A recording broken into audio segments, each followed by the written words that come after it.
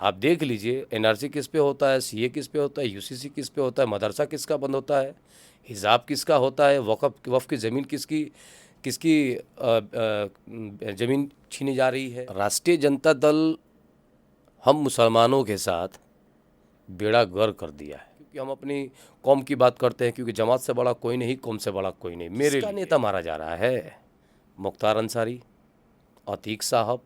मुख्तार अंसारी के लड़के की विदायगी चली गई, उनके भाई जेल चले गए, और हम जो के नेता, हम लोग के आदरणीय मरहूम डॉक्टर मोहम्मद शहाबुद्दीन से भी दुनिया से चले। इस तरीके से बिहारियों को मुंबई में अत्याचार हो रहा है, गाली सुन रहा है, फिर भी सरकार मौन। कुशवाहा की पार्टी है, कुर्मी की पार्टी है, यादवों की पार्टी है, तो मुसलमानों की पार्टी क्यों नहीं है? नमस्कार, मैं कार्तिक चौबे स्वागत करता हूं आप सबके चैनल दी पब्लिक रेसी में। आज हम लोग आए हुए हैं सिवान में, और अभी हमारे साथ जो हस्ती बैठे हुए हैं यहाँ पे, इनको यहाँ पे नाम की ज़रूरत नहीं है।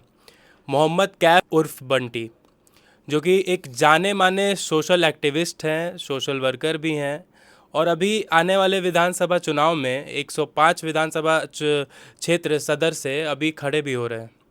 तो आइए चलते हैं, इनसे बातें करते हैं और जानते हैं कि इस बार के जो चुनावी मुद्दे हैं वो क्या क्या होंगे, और अभी बिहार में सबसे ज़्यादा किस चीज़ों की ज़रूरत है। बहुत बहुत शुक्रिया आप जो आए, और इंशाल्लाह आपको कल्ला कामयाब करे। पूछिए क्या पूछ रहे हैं आप? अभी बिहार में किन किन मुद्दे जो हैं, कौन कौन से मुद्दे सबसे ज़्यादा इम्पोर्टेंट है विकास के मामले में, और ऐसा कौन कौन सा चीज़ है जिस पे सरकार को ध्यान देना चाहिए, क्योंकि बिहार कहीं ना तो कहीं अदर स्टेट के हिसाब से बहुत पीछे जा रहा है। तो ऐसी कौन सी चीज़ें हैं जो विकास के लिए बहुत ज़्यादा ज़रूरी है अभी के समय में? सबसे ज़्यादा अगर कोई विकास के लिए अगर कोई ज़रूरत चीज़ें होती है ना, वो होता है जात पात को ख़त्म करना। अगर आपके पास ये सब चीज़ें अगर रहेंगी तो आप विकास नहीं कर पाइएगा।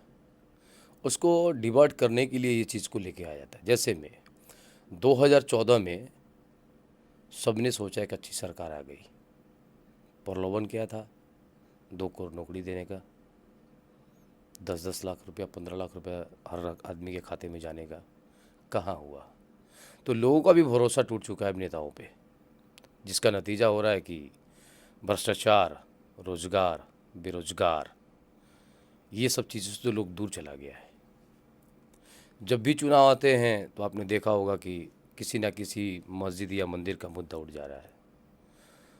तो सरकार इन सब चीज़ों पे फेल हो चुकी है, और ये जो ऐसा मुद्दा है जो इंसान को और देश के लिए सबसे ज़रूरी है, रोजगार जो आदमी को बढ़ाता है, उसके पेट भरता है, उसके सपनों को साकार करता है, और इन सब चीज़ों से भारतीय जनता पार्टी कोसों दूर है। हमारे बाद के आज़ादी की देश है चाइना, आज वो कहाँ है, हम कहाँ हैं? उसको आप देखिए, हमसे 50 साल आगे है, क्योंकि हमारे दोस्त वो लोग वहाँ जाते रहते हैं, वहाँ से बिजनेस करते हैं। हम उस देश में हैं कि उस देश के राष्ट्रपति हो या प्रधानमंत्री हो, दूसरे देश के गाड़ी पे चढ़ते हैं। इससे बड़ा सफलता क्या हो सकता है? मैं ये नहीं कह रहा हूँ कि मोदी की सरकार में जब से देश आज़ाद हुआ है अभी तक दूसरे देश की बनाई हुई गाड़ियों पे चलते हैं। कब मेड इन इंडिया होगा? सब देश की अपनी गाड़ी, अपना कार, अपना सिस्टम है, और हमारे यहाँ मर्सिडीज पे चलते हैं, ऑडी पे चलते हैं, रेंज रोवर पे चलते हैं, जो यहाँ के मंत्री हों या फिर यहाँ के देश के प्रधानमंत्री हो। तो यहाँ जब ये हालात है तो इन सब चीज़ों से उभरना पड़ेगा। देश को सबसे ज़रूरी है कि जात पात, मंदिर, मस्जिद, कब्रिस्तान, शमशान से हटना पड़ेगा, तभी देश आगे बढ़ेगा। ये तो बिल्कुल सही कहा आपने, और मेरा इसमें एक सवाल रहेगा, जो एक अनएम्प्लॉयमेंट, जैसे रोज़गार की बात की आपने, तो एक अनएम्प्लॉयमेंट बिहार में ही क्या पूरे देश में ही अभी के समय में बहुत ज़्यादा अभी कमी है एम्प्लॉयमेंट के हिसाब से।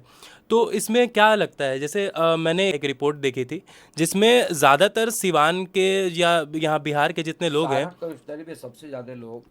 सारण कमिश्नर में सबसे ज़्यादा लोग गल्फ में रहते हैं। तो मैंने इसी को पढ़ा, तो ऐसा क्यों ज़रूरत आन पड़ी कि लोगों को अपना शहर, अपना देश छोड़ के बाहर जाना पड़ रहा है बाहर के रोज़गार में? तो कहीं ना तो कहीं ये जो बिहार सरकार है, इसको इसके ऊपर क्या करना चाहिए? देखिए, बिहार सरकार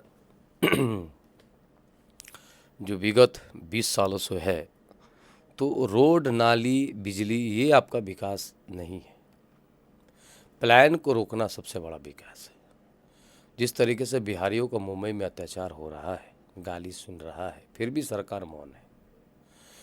फैक्ट्रियां बैठाए बिहार में, नौकरी जब नहीं रहेगा तो कहीं ना कहीं तो पेट पालने के लिए अब तो जाइएगा ना भाई। जब नहीं रहेगा तो कहाँ, बताइए क्या करेगा, कैसे पालन पोषण करेगा।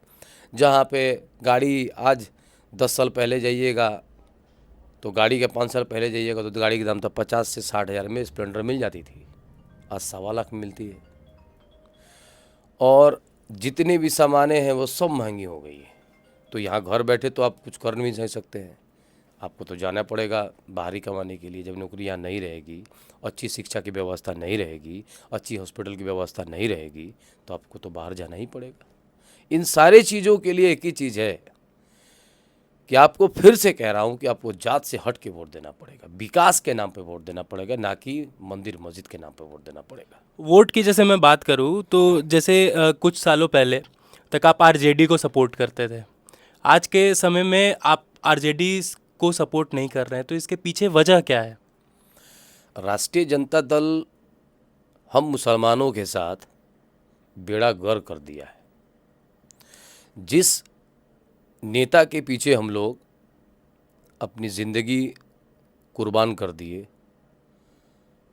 हम मुसलमानों के बड़े चेहरे, और उस चेहरे ने सींचने का काम किया राष्ट्रीय जनता दल को, और उस राष्ट्रीय जनता दल ने हमारे नेता मरहूम डॉक्टर मोहम्मद शहाबुद्दीन साहब को क्या दिया। उन्हीं के सरकार में गोलियां चली, प्रतापपुर कांड हुआ, 12-14 लोग मरे। उन्हीं के सरकार में हमारे शहाबुद्दीन साहब जेल गए।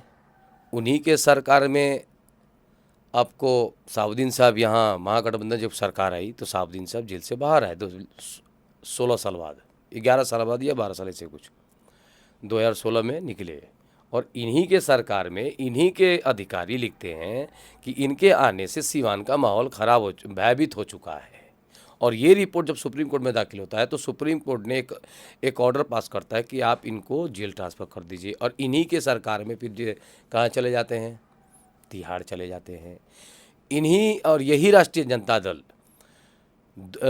राबड़ी देवी को मुख्यमंत्री बनाने वाले हमारे नेता, और यही राष्ट्रीय जनता दल जो 4-5 साल हो गए एक पुण्यतिथि का माला तक फ़ोटो नहीं लगाती है अपने कार्यालय में, और जो छोटे छोटे जिनका कोई वजूद नहीं है उनका पुण्यतिथि मनाती है। तो ये तो हम मुसलमानों को भरासल चोट देती है, हम मुसलमानों को यूज़ करती है। और हम मुसलमानों सिर्फ क्या वोट देंगे, अपनी क़यादत नहीं बनाएंगे। अभी 14% है और हम 18% है। ना मेरा मुख्यमंत्री बनने वाला है, ना मेरा उप मुख्यमंत्री बनने वाला है, मेरा मंत्री भी नहीं बन पा रहा है, तो क्या विधायक भी ना बने तो फिर राष्ट्रीय जनता दल को वोट देने का क्या मतलब है। 1974 में जेपी आंदोलन हुआ, उस वक्त सरकार किसकी थी, कांग्रेस की थी। मुख्यमंत्री कौन थे, मुसलमान था, गफूर साहब। और ऐसा ग्राफ गिरा कि आज तक फिर किसी होड़ में मुख्यमंत्री नहीं बन पाया, आज तक। और वहाँ से ग्राफ गिरता गया। और उस जेपी आंदोलन में पैदा कौन हुए, लालू प्रसाद यादव, नीतीश कुमार, सुशील कुमार मोदी, रामविलास पासवान जी। मुसलमान कहाँ पैदा हुआ, मुसलमान का तो ग्राफ डन हुआ। तो वैसे पार्टी के वोट देने से क्या फ़ायदा है। अगर यही इतना ही अगर उनको बहुत ही हमदर्दी है तो 60 सीट का अलाउंस कर दें, मैं भी कल से झंडा ढोने लगूंगा। बीच में हमारे पास एक रिपोर्ट आई थी कि आपका जो जुड़ाव है वो एआईएमएम पार्टी के साथ भी होने वाला है। तो ये बात सिर्फ मात्र एक अफवाह थी या ये इसमें कोई सच्चाई भी है? बिल्कुल ये अफवाह नहीं है। एमआईएम से हम जाने के लिए पूरी कोशिश में लगे हुए हैं, हमारे लोग भी लगे हुए हैं कि एमआईएम में हम चले जाएं। बातचीत हमारे सदर से है, जो अख्तरुल ईमान जो है, जो बिहार प्रदेश के अध्यक्ष हैं, उनसे हमारी बात हुई है, राष्ट्रीय प्रवक्ता आदिल हसन से भी बात हुई है। अब अगर वो लोग चाहता होगा कि सीवान में क़यादत बनाना, तो निश्चित तौर पे वो लड़वाएगा। वैसे भी मुझे चुनाव लड़ना है, और जब जनता जब साथ हो जाए और जनता की जब आवाज़ को आप बेबाकी से रखें, तो निश्चित तौर पे पार्टी भी कभी कभी रह जाती है, क्योंकि बिना टिकट वाले भी हार जाते हैं और बिना टिकट वाले भी जीत जाते हैं। तो हम इंशाल्लाह कोशिश में लगे हैं कि एमआईएम हमको टिकट दे, क़यादत बनाए, क्योंकि हम अपनी कौम की बात करते हैं, क्योंकि जमात से बड़ा कोई नहीं, कौम से बड़ा कोई नहीं मेरे लिए। अब और किसके लिए क्या है वो नहीं है, क्योंकि जितनी भी परेशानियाँ हो रही हैं वो किन पे हो रही है, और भारतीय जनता पार्टी किस जात को लेकर राजनीति कर रहा है? सिर्फ और सिर्फ मुसलमान। आप देख लीजिए, एनआरसी किस पे होता है, सीए किस पे होता है, यूसीसी किस पे होता है, मदरसा किसका बंद होता है, हिजाब किसका होता है, वक्फ की ज़मीन किसकी ज़मीन छीनी जा रही है, और किसका नेता मारा जा रहा है? मुख्तार अंसारी, अतीक साहब। मुख्तार अंसारी के लड़के की विदायगी चली गई, उनके भाई जेल चले गए, और हम जो के नेता, हम लोग के आदरणीय मरहूम डॉक्टर मोहम्मद शहाबुद्दीन साहब इस दुनिया से चले गए। और एक भी बताइए, रोड से सदन से लेके किसी भी पार्टी का एक विरोध मार्च निकलना? बिल्कुल ही नहीं। आज जो वक्फ बिल के लिए गांधी मैदान में जो बहुत इतनी बड़ी सभा हुई, तो कोई पार्टी नहीं किया, बल्कि हमारे मुसलमान भाइयों ने करने का काम किया। तो भाई जब और राष्ट्रीय जनता दल या फिर सारी पार्टियां कहती है जातीय जनगणना कराओ, तो जातीय जनगणना में 18% का अब जो भागीदारी बढ़ती, हिस्सेदारी कब दोगे?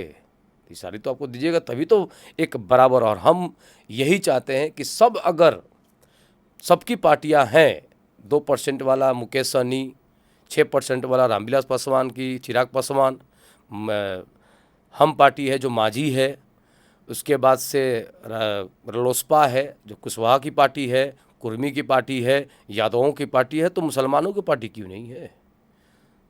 बस 70 साल से 69 साल 80 साल होने वाले हैं अब अगले साल, और अभी तक एक सबकी पार्टी बन चुकी है सिवाय मुसलमानों की। तो हम लोग मुसलमानों के भी चाहते हैं, हम लोग किसी के पीछे जाने अब नहीं जाना चाहते हैं, क्योंकि हम लोग नमाज़ पढ़ते में लात जूता खा गए दिल्ली के रोडों पे। आपने देखा होगा इस वीडियो को। एक रक्षक एक भक्षक बन सकता है, तो आप समझ सकते हैं हम मुसलमान कितने खतरे में हैं। फतेहपुर की घटना भी भूलने लायक नहीं है, संभल की घटना भूलने लायक नहीं है। इन सब चीज़ों पर मौलाना पीट रहे हैं, हमारे उलेमा पीट रहे हैं, और कोई बोलने वाला, तो खड़ा तो होना ही पड़ेगा। अगर हम अपने दीन की हिफाजत ना करें, अपनी मस्जिद की हिफाजत ना करें, अपनी मदरसे की हिफाजत ना करें, अपने कब्रिस्तान की हिफाजत करें, अपने बहनों की हिफाजत ना करें, तो लानत होगा ना इस मुसलमान को मुसलमान कहने पर।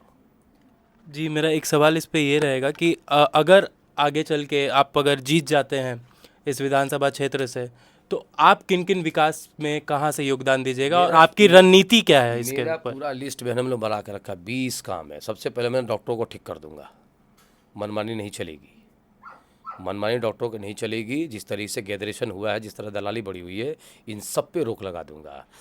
और जो शहर की जल जमाव की स्थितियां हैं वो दूर होगी, गांव से जितना हो सके उतना जोड़ने का काम किया जाएगा। और बहुत सारे जो चीज़ है जो मेरे मैनिफेस्टो में लिखा हुआ है, बहुत लंबी फहरिस्त है। पहले मुझे लड़ाई तो लड़ने दीजिए, मुझे सेनापति बनने तो दीजिए। सेनापति आऊँगा तो निश्चित तौर पर एक बेहतरीन राज्य का विस्तार करूँगा मैं। चलिए, बहुत बहुत धन्यवाद आपका हमारे साथ जुड़ने के लिए। ऐसे ही तमाम मुद्दों को देखने के लिए और जानने के लिए जुड़े रहिए हमारे चैनल दी पब्लिक रेसी के साथ।